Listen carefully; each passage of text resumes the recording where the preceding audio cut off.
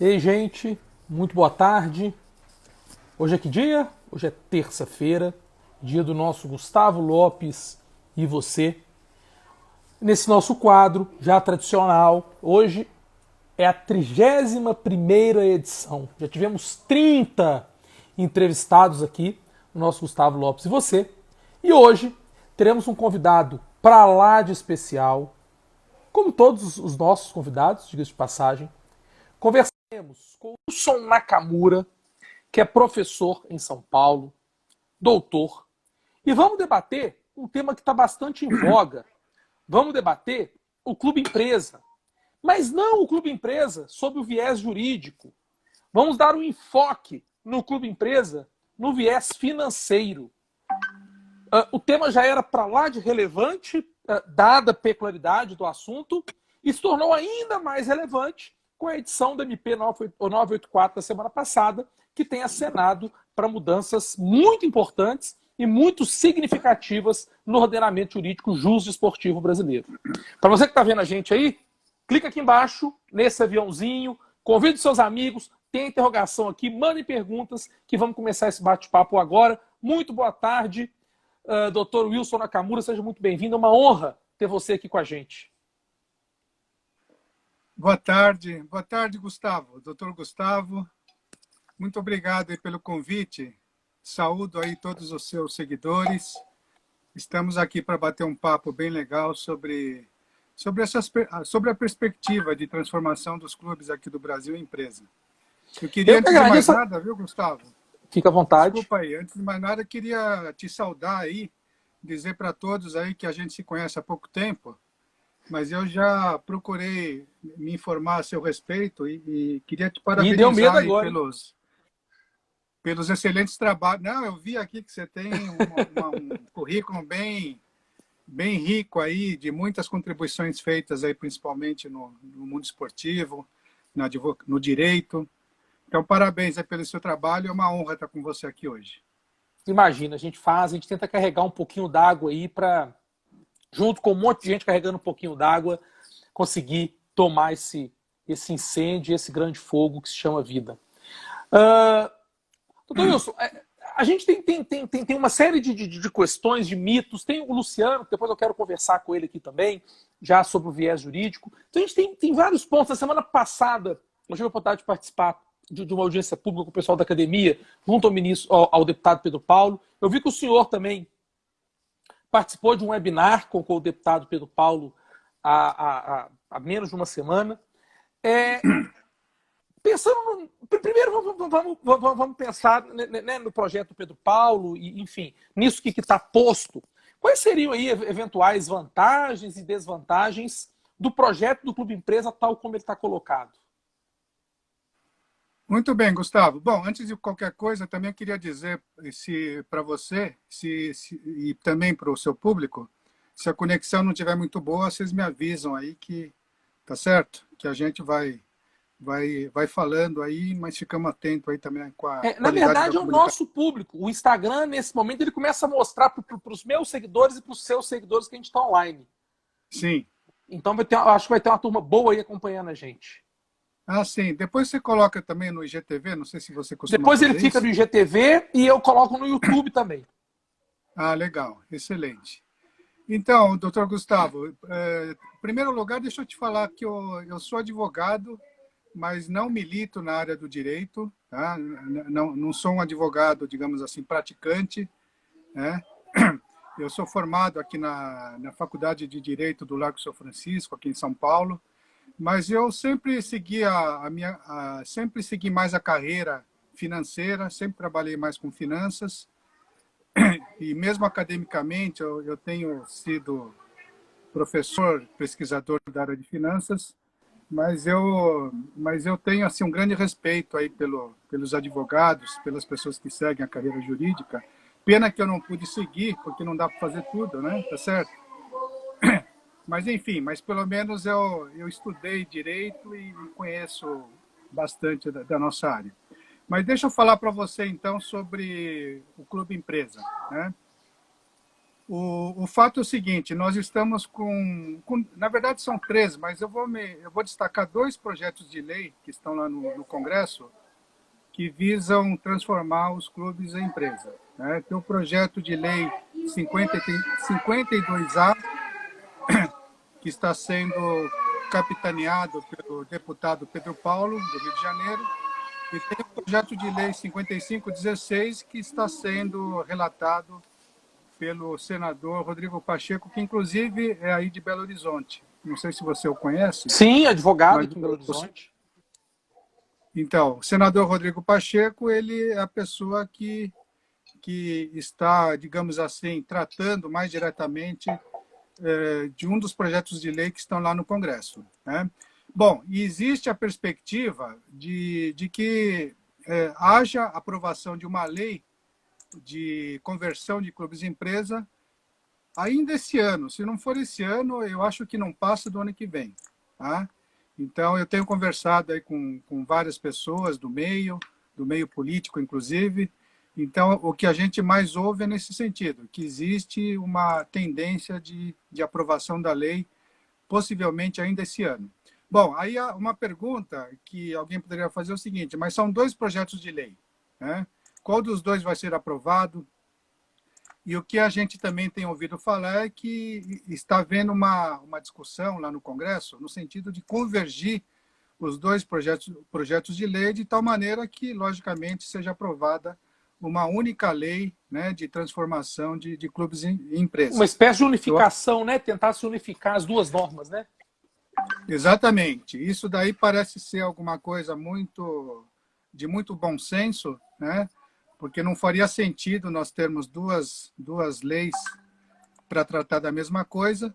E havendo esse entendimento, se Deus quiser, nós vamos ter aí um novo ordenamento jurídico aqui no Brasil que vai ser fundamental para viabilizar a transformação dos nossos clubes em empresa.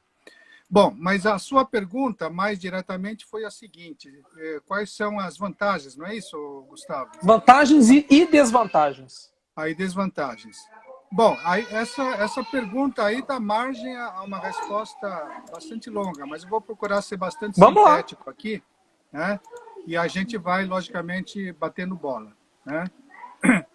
Bom, o negócio é o seguinte, Gustavo, eu entendo que a grande vantagem dos clubes virarem empresa é no sentido de que os clubes precisariam adotar um modelo de governança mais evoluído, né?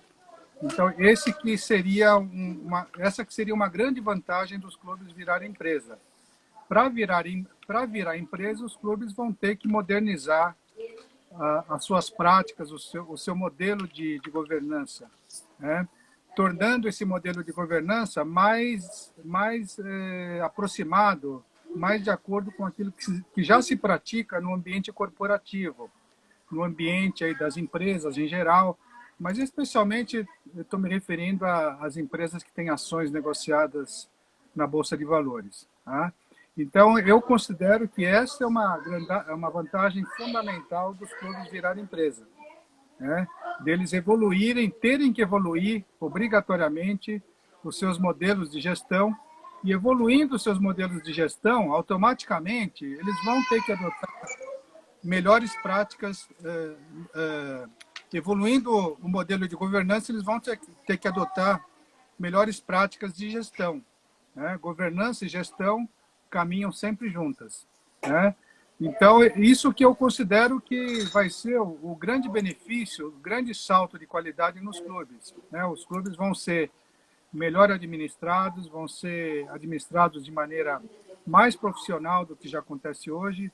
Os clubes evoluíram, sim, do ponto de vista de profissionalização, pelo menos nos últimos 5 a 10 anos. Mas será, desculpa te interromper, mas é legal o debate, mas será que se a gente mudar a roupagem do clube, quer dizer, deixar de ser uma associação e virar um clube empresa, mas não mudar a mentalidade, quer dizer, o simples fato de se mudar a roupagem, o senhor entende que ela é suficiente para trazer esse profissionalismo, para trazer essas regras de governança para a nossa realidade desportiva, né, institucional? Sua colocação é ótima, doutor Gustavo. Não basta, logicamente, contratar uma consultoria e propor um novo desenho de governança para o clube, né? Para o clube empresa, aí no caso. Né? É preciso, e você já falou tudo, precisa mudar a cultura do clube. Né? Precisa mudar o mindset do clube, a mentalidade. Né? Isso você consegue mudar rapidamente? Talvez não. Mas por isso que eu defendo a ideia de que os clubes deveriam se preparar previamente antes de se transformar em empresa. Quanto tempo que eu imagino que deveria ser esse tempo de preparação? Sei lá, alguma coisa em torno de um ano. Para alguns clubes mais tempo, para outros clubes menos tempo, mas numa média, aí vamos considerar que você tem que fazer uma lição de casa durante um ano, né, que seria um período preparatório, para aí sim você virar a chave e se transformar em empresa. Né? Fazer aí as mudanças jurídicas necessárias, fazer a cisão devida e transformar a parte de futebol do clube em empresa. Tá? Então, eu considero, conforme você bem colocou, que é fundamental, é sine qua non, que os clubes consigam fazer essa mudança cultural. Né? O que acontece em muitos clubes aqui do Brasil, Gustavo, é que você tem dentro do clube duas atividades. Uma atividade recreativa, social, que é a atividade em que você tem lá os associados, o associado frequenta a piscina, frequenta as quadras de tênis e assim por diante. E a outra atividade dos clubes de futebol é justamente o próprio futebol profissional e futebol de base. Né? Então, a ideia é que haja uma separação das duas atividades, haja uma cisão efetivamente. Né? A parte do futebol vai ser administrado como uma empresa e vai virar uma empresa efetivamente. E a parte recreativa e social continua da mesma forma, como sempre foi. Administrada do mesmo jeito, sem fins lucrativos e atendendo aí uma coletividade que talvez nem esteja tão interessada assim no futebol, né? Está mais preocupada com a piscina, está preocupada com a churrasqueira e assim por Com as diante. questões sociais do clube ali. Exatamente. Pois bem, Tá então, certo? o senhor entende então que se a gente faz essa cisão, a gente separa a parte social, essa parte social fica ali com sócios, né, que estão ali para usufruir das instalações. Para o futebol, faria uma empresa e com esse interregno, quer dizer, com esse tempo de transição, essa mudança de mentalidade poderia vir. Eu fico imaginando que, naturalmente, a SAF, né, que eles falam na Sociedade Anônima do Futebol, que a existência da SAF trará alguns requisitos e, dentre eles, essas regras de compliance. Por outro lado, a gente já tem algumas regras de compliance que são aplicadas para as associações. Né? O senhor entende, então, que o grande foco, o grande ponto de relevância no que diz respeito à conversão dos clubes em clube-empresa é a questão da governança mesmo, do compliance, da transparência, para evitar que situações como a que o Cruzeiro sofreu no ano passado se repitam. Perfeito. Eu acho que esse vai ser o grande avanço que nós vamos ter nos clubes de futebol. Tá? Eu não tenho a menor dúvida que os clubes não tem sido dito muito a respeito disso nos debates sobre clube-empresa aqui no Brasil. Tem sido falado mais da questão aí de salvar os clubes em dificuldades, tem sido mais falado aí sobre a possível entrada dos clubes num processo de recuperação judicial, um novo refis para os clubes, caso eles virem empresa. Eu concordo que isso daí são coisas importantes de serem tratadas, principalmente no contexto dos clubes que estão em dificuldades financeiras, né? Que não conseguiram equacionar sua parte financeira. Mas eu também acho que essa mudança de status para clube-empresa beneficia também e principalmente os clubes que já estão muito bem resolvidos do ponto de vista financeiro, do ponto de vista administrativo. Para eles também vai ser um grande salto de qualidade, entendeu? Então, clube-empresa não é uma tábua de salvação para clubes em dificuldades. Clube-empresa deveria ser, principalmente, na minha opinião, uma forma dos clubes que já estão bem administrados no Brasil conseguirem dar um salto maior de qualidade. né? Então, essa que é a minha visão, mas não é aquilo que se discute predominantemente O que nos vem para a debates que estão mídia sendo é a feitos. questão da recuperação dos clubes, né? Exatamente, é o que mais se fala é sobre a recuperação dos clubes. E quais as principais ou a principal desvantagem? Bom, a principal desvantagem que precisa ser melhor discutida, a principal desvantagem é a questão tributária. Porque hoje, no modelo associativo, os clubes não pagam tributos, né? Ou pagam poucos tributos, vamos colocar assim. Até pagam alguma coisa, mas são poucos tributos. E quando virar empresa, logicamente vão estar sujeitos às regras tributárias do país. Em que pese o fato de que os dois projetos de lei que estão lá no Congresso estão prevendo a criação de um regime tributário especial. Né? Então, os clubes de futebol que virarem empresa estariam sujeitos a um regime especial, diferente das empresas de uma forma geral. Né? Estão falando em 5% de tributação sobre a receita bruta, o que envolveria imposto de renda, contribuição social, PIS e COFINS, ok? Seria um regime de unificação dos tributos, né?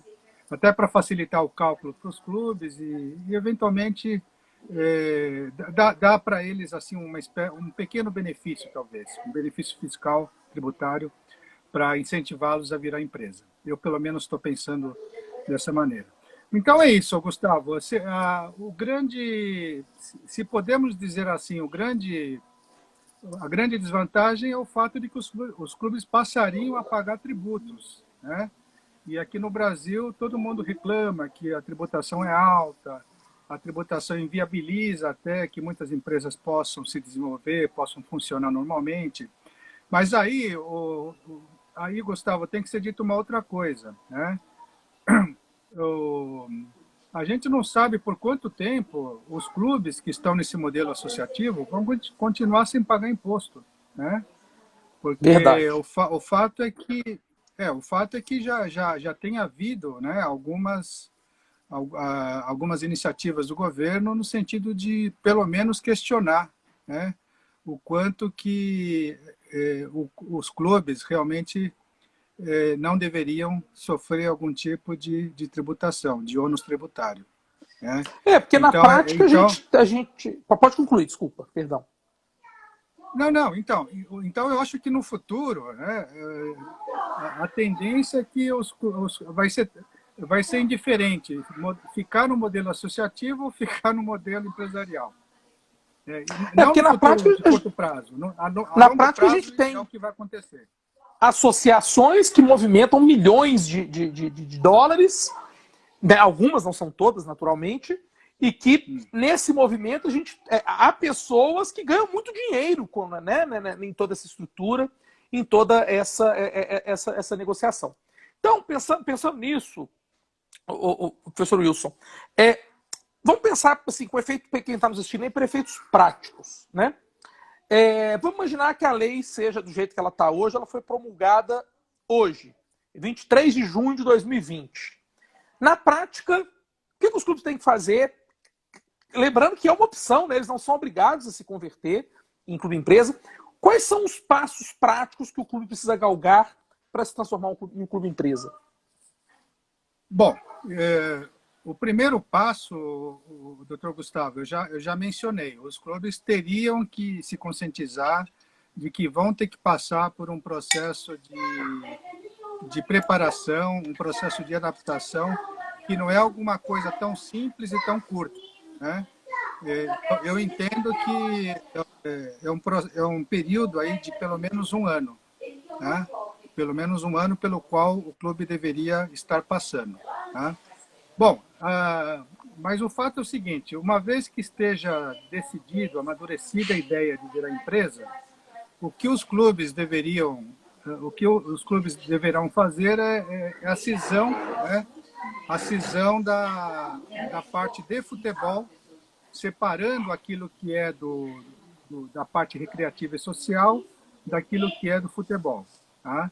Então, você faz uma cisão da parte de futebol, pega todos os ativos relacionados a futebol, né, E com base nesses ativos, você vai constituir uma nova empresa. Tá? Então, essa que é digamos assim, a iniciativa prática que os clubes vão ter que seguir. Pegar todos os ativos de futebol e transformar e criar uma empresa, por exemplo, Clube Atlético Mineiro Futebol S.A., Cruzeiro Futebol S.A., alguma coisa assim. Que vai estar vinculada ao clube de origem. Isso que é uma coisa importante de ser dita. Aqui no modelo que certamente vai ser adotado no Brasil, o clube que deu origem ao futebol, vai continuar sendo o principal acionista, da nova empresa que vai ser criada. Acionista majoritário, inclusive. Eu não consigo imaginar que seja adotado um outro modelo aqui no Brasil. Tá? Então, por exemplo, o Atlético Mineiro Futebol S.A. vai ser uma empresa cujo principal acionista é o Clube Atlético Mineiro. Então, é assim que eu estou entendendo que as coisas vão ocorrer. Poderia ser feita uma cisão total? Creio que sim. A associação seria, portanto, o acionista do clube empresa. É isso? Exatamente. Seria acionista majoritário. Majoritário porque, logicamente, por que você decide virar empresa? Porque você quer receber, e esse é um outro grande benefício de virar empresa, você quer receber o aporte de investidores. Ok? Essa também que é a grande vantagem de você virar empresa. Você passa a ter a possibilidade de receber capital, receber investimento, de quem? De pessoas físicas, de fundos de investimento, enfim, isso daí não está muito claro, mas são vários, os possíveis tipos de investidores que podem se interessar em participar do capital de um clube de futebol que virou empresa. Os modelos que a gente já tem hoje de empresa, sociedades anônimas, sociedades limitadas, comandita e participação, EIRE, LIME, enfim, esses modelos que a gente já existe, eles podem ser aplicados ao futebol. Qual a necessidade de criar um modelo específico para o futebol? Uma boa pergunta. O projeto de lei do deputado Pedro Paulo não prevê a criação de nenhum tipo de sociedade nova. De acordo com o projeto do deputado, a ideia é que cada clube decida virar sociedade anônima, sociedade por ações, ou virar uma limitada. Também no projeto de lei dele está previsto se transformar numa limitada. Tá? E no projeto do senador Rodrigo Pacheco que está previsto a criação da Sociedade Anônima do Futebol, que seria uma figura jurídica nova no nosso ordenamento jurídico aqui, ok? Então aí sim seria uma figura nova. Então, pelo que tem sido conversado aí no meio político, a tendência é que a lei que seja aprovada aqui no Brasil vai permitir que os clubes sejam limitadas, sejam sociedade anônima comum, digamos assim, ou então decida ser uma sociedade anônima do futebol. Tá? Se tornando uma sociedade anônima do futebol, você teria, digamos assim, um outro conjunto de direitos e deveres. Tá certo? Um pouco diferente do que se aplicaria para as sociedades por ações normais e para as limitadas. Tá? Então, é isso que está se projetando aí nessa lei que possivelmente vai ser aprovada, para ser aprovada aqui no Brasil. Tá? Então, não sei se eu respondi a sua pergunta. O fato é que os clubes não precisarão ser uma SAF, necessariamente. Poderão simplesmente decidir ser uma limitada ou ser uma sociedade por ações, tal como nós vemos aí no mercado diversas que existem por aí.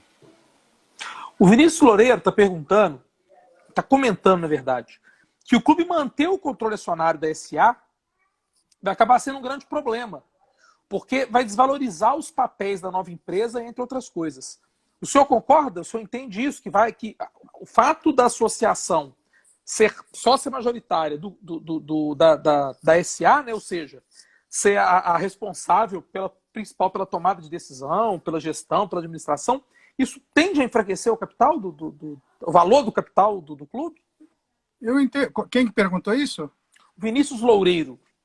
Então, assim, respeitosamente, eu vou discordar do Vinícius, né? Eu não acho que o fato do clube de origem continuar sendo o acionista principal, acionista majoritário do clube empresa, isso vai desvalorizar, até porque uma condição que eu considero fundamental para que você vire clube empresa é que você adote aquilo que eu falei já no início, que você adote as melhores práticas de governança corporativa, né, instituídas no mercado, né?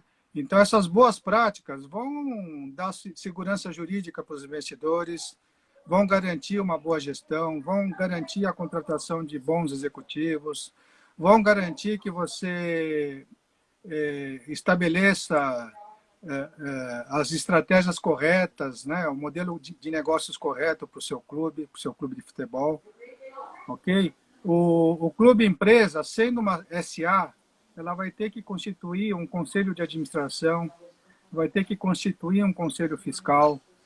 Esse conselho de administração vai requerer que haja membros que sejam conselheiros independentes, ok? Então, tudo isso daí, na minha opinião, são digamos assim, condições para você virar clube empresa e que vão garantir, né, que o clube vai ser efetivamente bem administrado. Ok? O Dilson Pereira, inclusive, Dilson, depois, gente, quando vocês forem mandar perguntas, manda pela interrogação, porque eu consigo lançar ela na tela aqui para todo mundo ver. Mas o Dilson está perguntando o seguinte: o modelo de está dizendo que o modelo de limitado é propício para uma sociedade que vai movimentar milhões de reais. Além de ter um modelo de deliberação fixo, né? Dissuante da vontade da maioria, como é na SA. Então, na verdade, é uma pergunta, né? Ele quer saber se nesse modelo de limitada, né, se o clube resolve ser uma limitada em vez de ser uma SA, ele é dissuante da vontade da maioria, como na SA? E você me pegou, Gustavo. Vocês que são advogados, vocês entendem mais disso do que eu. Pensando... Pode concluir, por favor. Não, o fato é o seguinte, ser uma limitada, você tem menos obrigações, com certeza. É um modelo simplificado de empresa, com certeza, ser uma limitada em relação a ser uma sociedade por ações. Então, pode ser, sim, que alguns clubes resolvam adotar o modelo de limitada. Clubes menores, talvez. Eu acredito que os clubes grandes vão preferir ser sociedades por ações. Clubes grandes, aí bom, não preciso nem dizer quais são, né? E os clubes assim de médio porte, de pequeno porte, talvez prefiram se tornar uma limitada. Mas desculpa, você ia falar alguma coisa? Não. O que fica na minha cabeça, quando a gente fala em clube empresa, é porque a gente tem a possibilidade hoje se o Atlético, o Cruzeiro, o Flamengo, o Botafogo, São Paulo, enfim, quiser hoje, a gente não tem a lei do clube empresa. Mas se eles quiserem hoje se transformar no clube empresa, eles podem. Correto? Sim.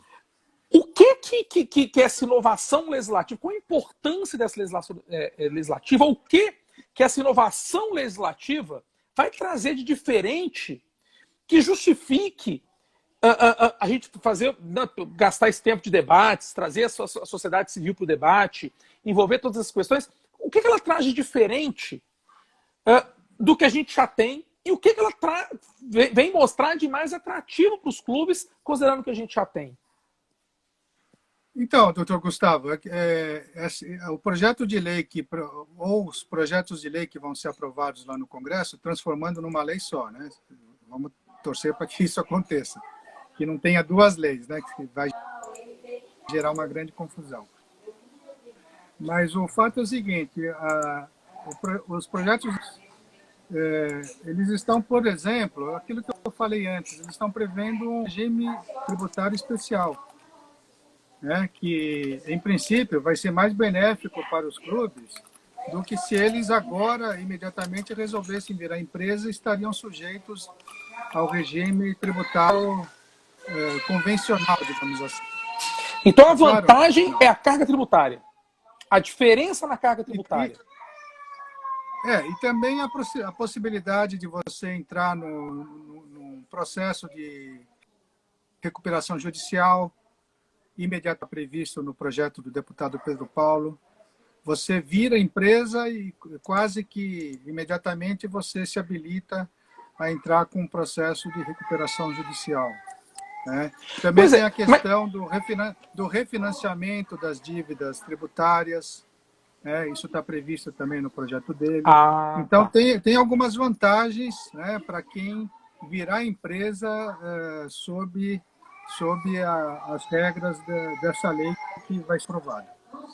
Então, de certa forma, seria bom para os clubes, porque os clubes poderiam se transformar em empresa, renegociar as dívidas e, ao mesmo tempo, ter uma carga futura reduzida.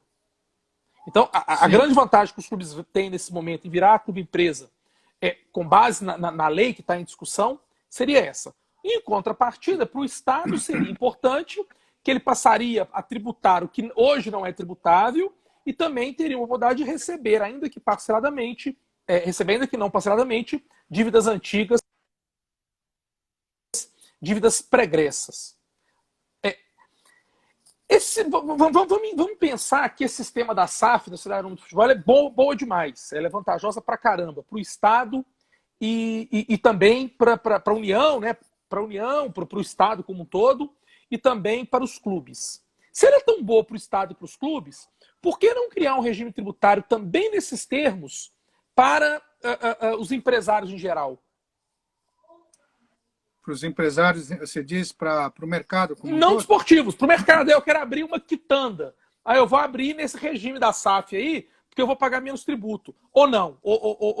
Quer dizer, eu sei que não se aplica. Mas se é tão bom, por que não se cria uma nova modalidade de sociedade com todas as vantagens e se estende ela para quem não é do futebol? Bom, eu não sou tributarista, mas eu vou te dar uma resposta mesmo assim, tá?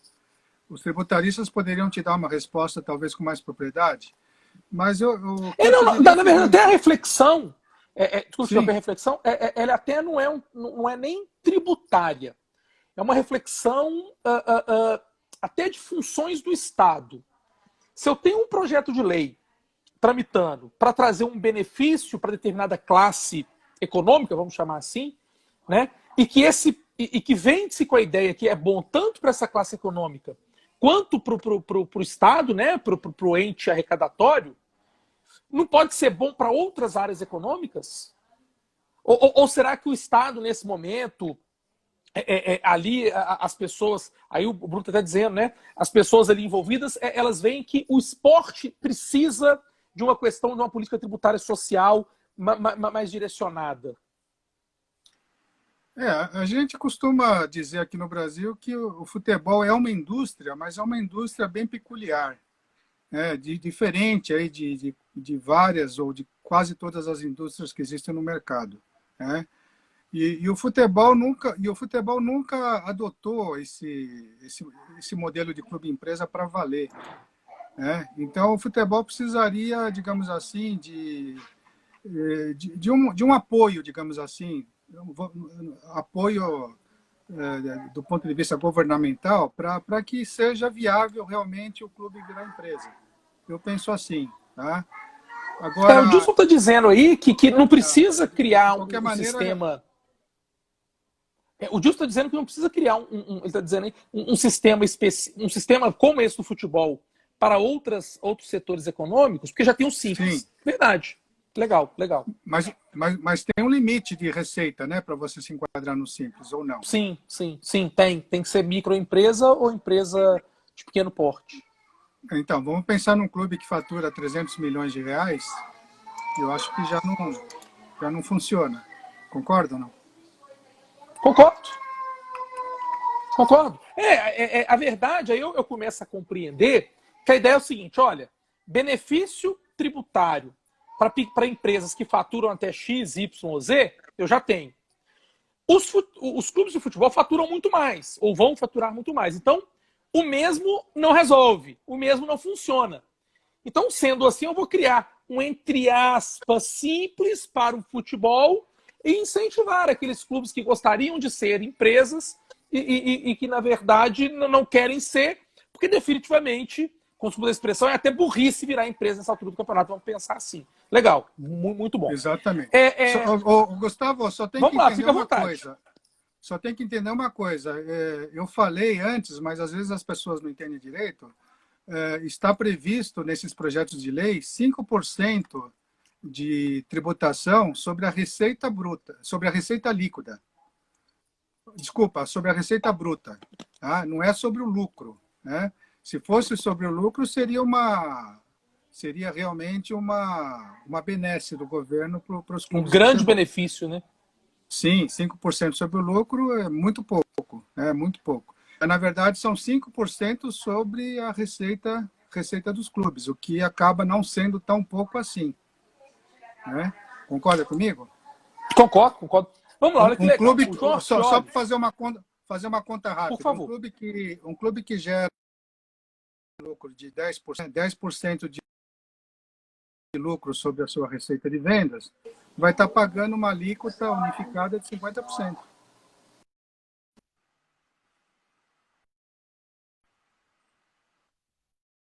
Olha que legal. O João Artioli, que é advogado da Ponte Preta, trouxe uma pergunta para a gente, até extensa, mas eu acho que vale a pena a gente fazer. Está dizendo o seguinte, ó, na Europa, o investidor procura um clube de futebol para adquirir um ativo.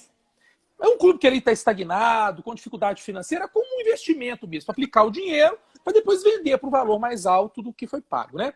Tanto é que pagam, os clubes na Europa pagam poucos dividendos ao longo do tempo para que os acionistas não retirem o dinheiro, né? Para realmente pegar os dividendos e reinvestir, quer dizer, não retirar.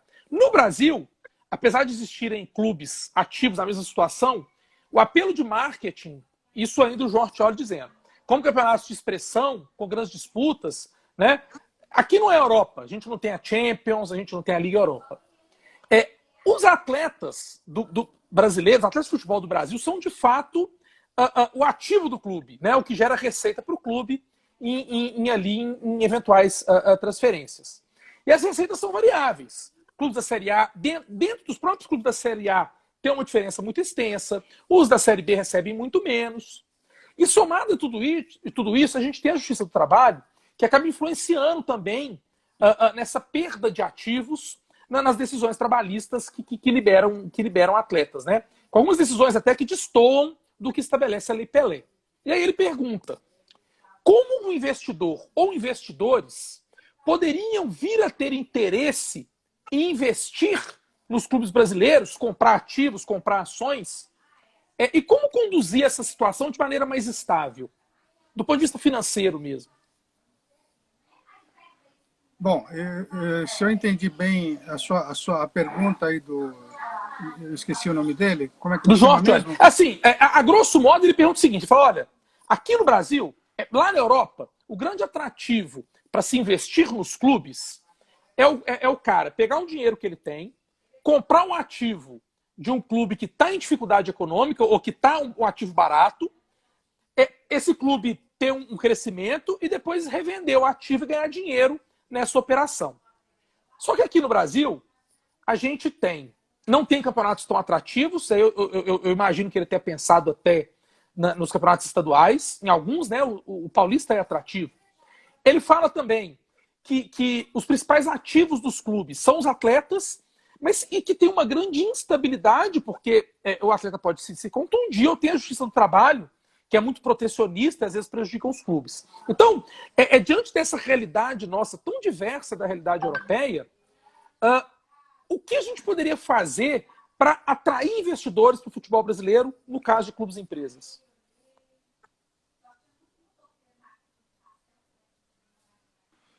Bom, deixa eu tentar. Eu diria o seguinte, que aqui no Brasil, a gente ainda não tem clareza de quem serão os investidores estar dispostos em ter clubes. E eu realmente tenho conversado com algumas pessoas do próprio mercado financeiro para tentar entender melhor quem seriam os investidores que estariam, né, investindo nos clubes. Mas eu tô entendendo, eu imagino que quem vai investir nos clubes aqui no Brasil de longo prazo, né? Não são investidores assim com uma visão mais especulativa.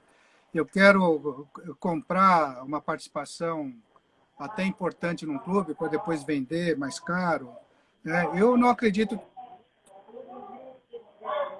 que seja esse o perfil de investidor que vai. Aqui no Brasil, vamos atrair determinados tipos de investidores com essa visão de longo prazo e que se comportem como parceiros de negócio, na verdade.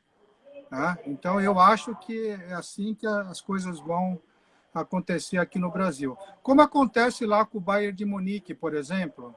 O Bayern de Munique era um clube, que nem os clubes aqui do Brasil, que num certo momento virou empresa, né? Criou lá o Bayern de Munique Futebol, e o clube de origem tem 75% do capital do Bayern de Munique e os outros 25% estão divididos entre três investidores minoritários, acionistas minoritários, que são, as três começam com a letra A, é a Audi, a Allianz e a Adidas, né?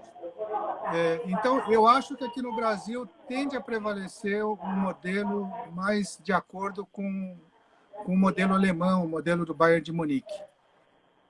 Ok? Mas realmente, Gustavo, vai ser um grande desafio aqui no Brasil atrair esses investidores. Não estou dizendo que vai ser uma coisa fácil, não. Porque o investidor... Tem poucos investidores na própria Bolsa de Valores tradicional, né? Mas está mudando muito isso, Gustavo. A Bolsa de Valores, eu até estou com a revista Exame aqui, ó, deixa eu ver se eu acho ela. A última revista Exame que eu recebi essa semana está falando aqui que o mercado de ações do Brasil pulou de 500 mil investidores para 2 milhões. Que legal! 2 milhões de investidores. Outro dia me falaram em 2 milhões e meio, né? Até quero confirmar se é 2 milhões ou 2 milhões e meio. Mas aumentou assim tremendamente o número da bolsa. E ainda é pouco, a gente está falando de 1% da população, quer dizer, menos de 1% da nossa população, né?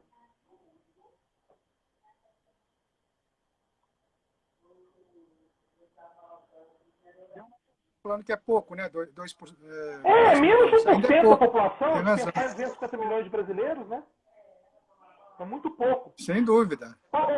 Professor Wilson, a gente pode, pensando nas finanças do clube em geral, né, já que o João cita essa instabilidade, essa questão financeira, então, assim, naturalmente, sem a necessidade de citar algum detalhe, a não ser que o senhor queira, o que a gente pode falar das finanças dos clubes aí, em geral?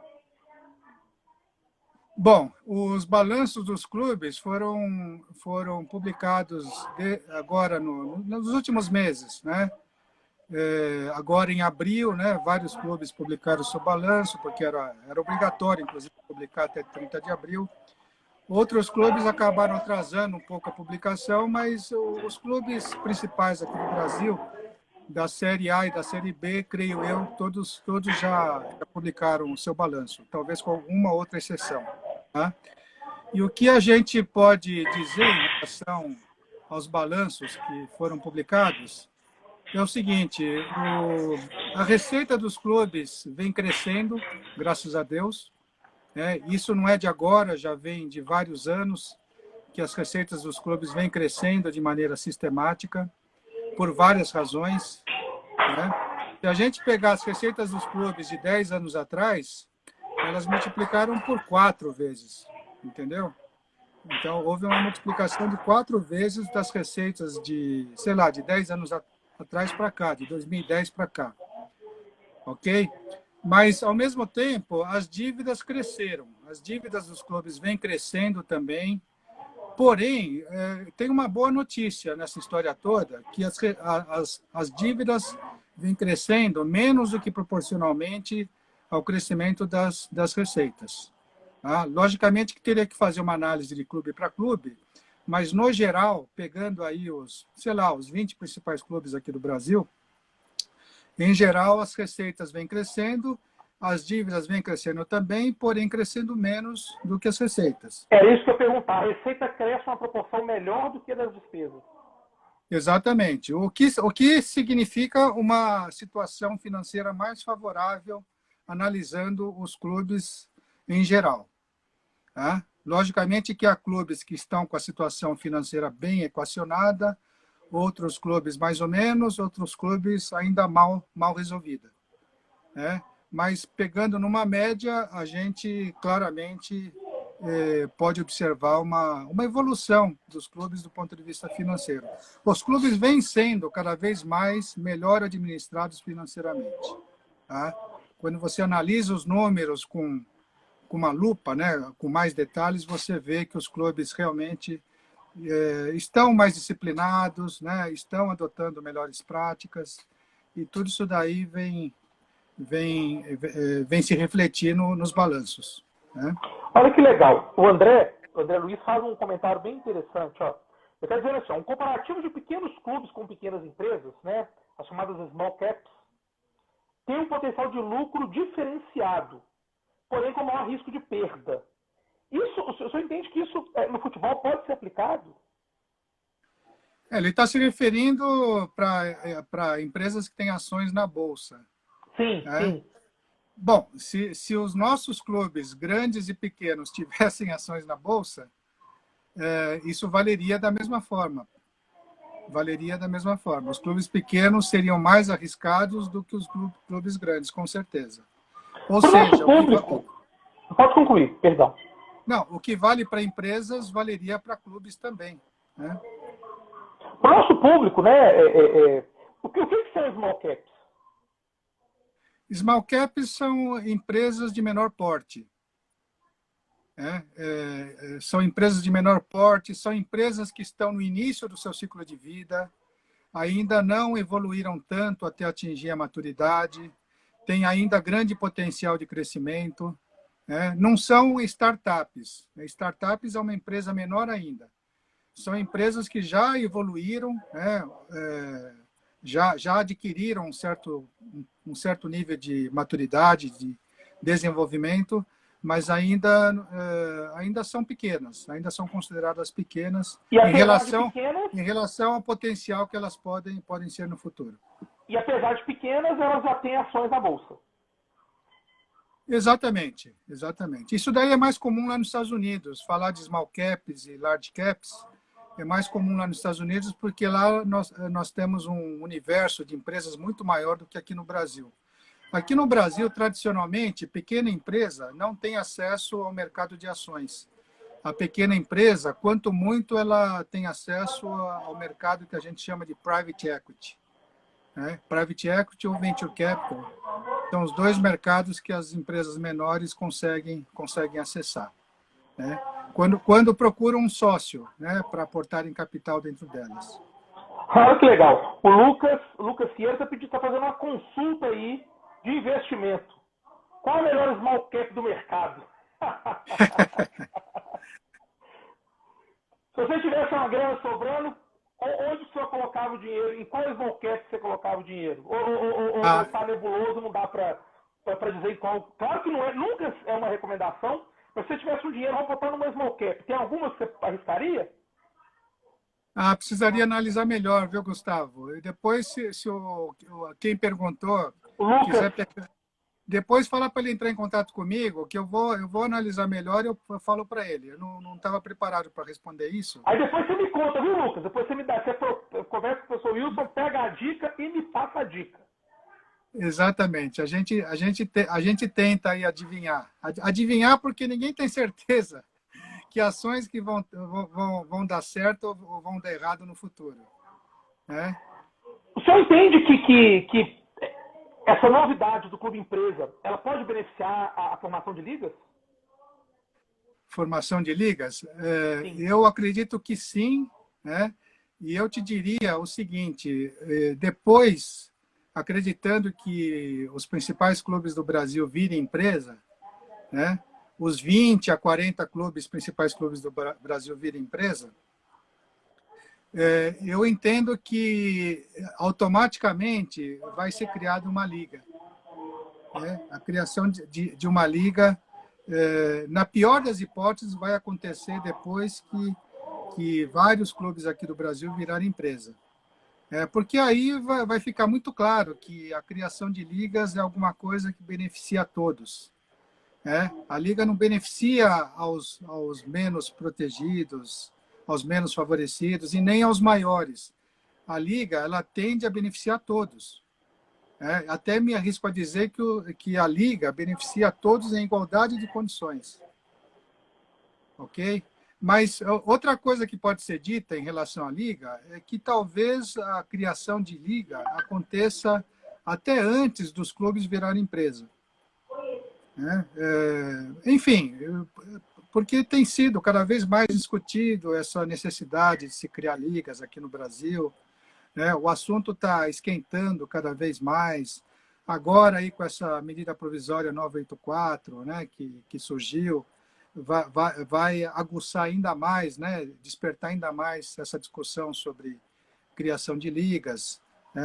Então, eu entendo que as ligas vão ser criadas inexoravelmente quando os clubes virarem empresa, mas pode ser que isso aconteça até antes. Pode ser que, antes dos clubes virarem empresa, haja uma movimentação entre os clubes no sentido de, justamente, de criar uma ou mais ligas. Essa que é a verdade. Não necessariamente será uma liga só. No cômputo geral, você é favorável a essa lei, ou do deputado Pedro Paulo, ou do nosso senador aqui mineiro, do Rodrigo Pacheco, para a criação do clube empresa, da FAF, Cidade Anônima Esportiva? O senhor entende que ela vai ser vantajosa? Vai ser vantajosa. Os dois projetos de lei têm méritos, são parecidos, a bem da verdade. Eu falei para você que existe uma forte tendência de unificação dos dois projetos de lei, uma convergência. Eu acho que sim, eu acho que os projetos... Daria para fazer um projeto de lei melhor? Sempre dá. Quase tudo na vida dá para sempre fazer alguma coisa melhor.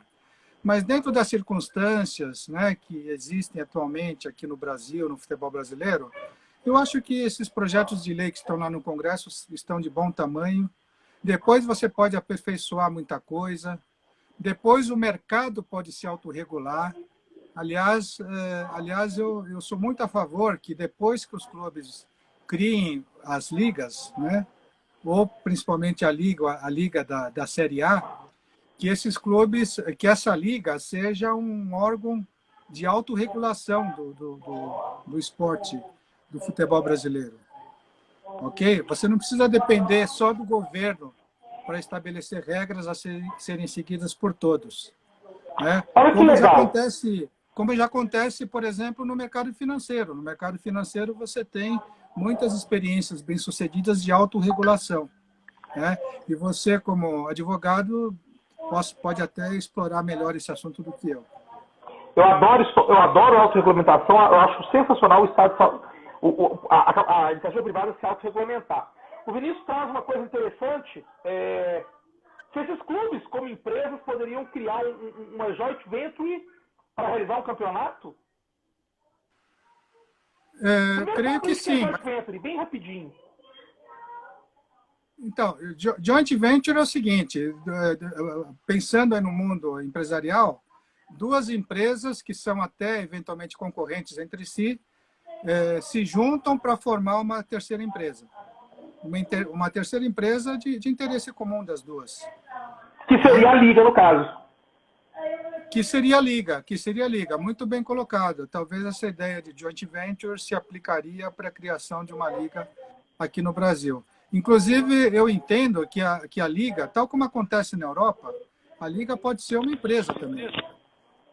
Da mesma forma que os clubes podem virar empresa, ou poderão virar empresa, principalmente depois que for aprovado a lei de clube-empresa, a própria liga também poderia e deveria ser uma empresa. Uma SA, ok? Visando lucro e tudo mais. Tá, o tempo está acabando. Eu vou fazer uma última pergunta do Bruno Quaraci, um advogado carioca, presidente lá da AB Barra. Responder bem objetivo, a gente vai ter 4 minutos no máximo, talvez 5, antes de nos derrubar. Ele pergunta o seguinte: o que o senhor pensa em relação a acordos internacionais contra a bitributação? Considerando que gerando lucros para os clubes em relação a alguns países, eles poderão ficar vulneráveis e o Brasil é o maior exportador. ele deve estar falando com relação à exportação de atletas, né?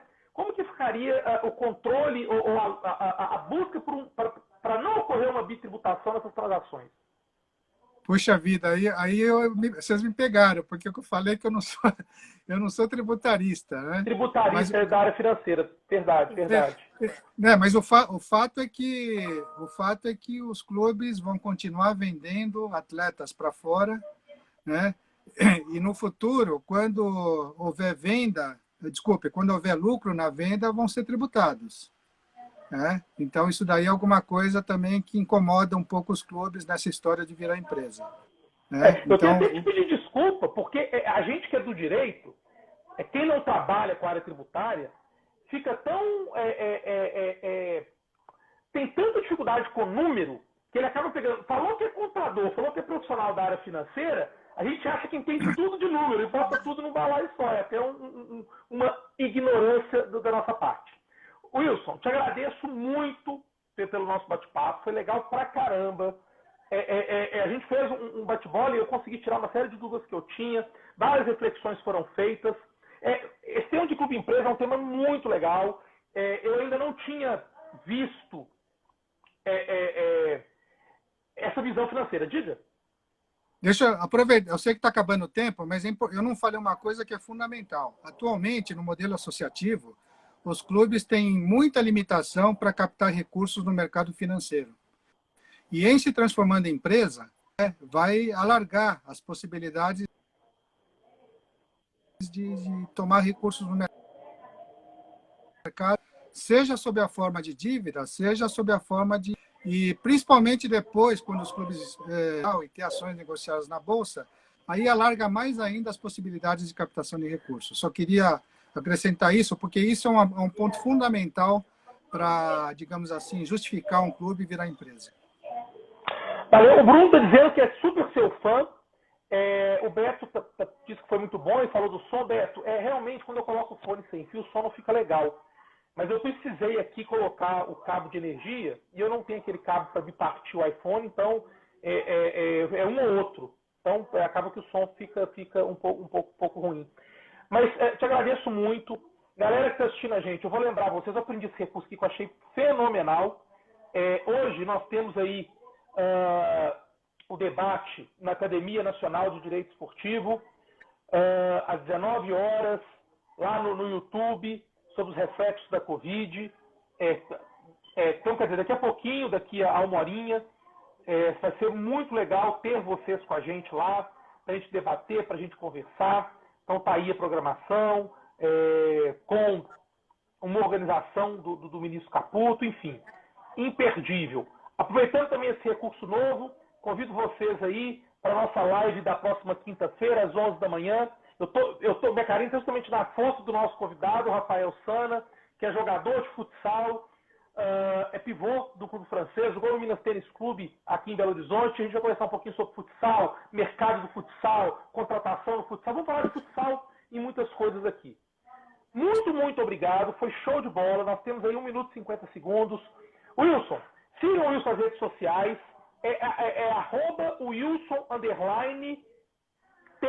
@Wilson_T_Nakamura, correto? Perfeito, isso mesmo. Isso mesmo. Então sigam o Wilson nas redes sociais. Se precisarem conversar com alguém sobre questões financeiras, dicas de bolsa de valores, procura o Wilson. Um grande abraço, bom descanso, muito, muito obrigado. Fica todo mundo com Deus e uma terça-feira, um restinho de terça-feira iluminado com todos. E daqui a uma horinha, nós estamos lá no YouTube, no seminário Juros Esportes Eletrônicos, Juros Esportes Digital,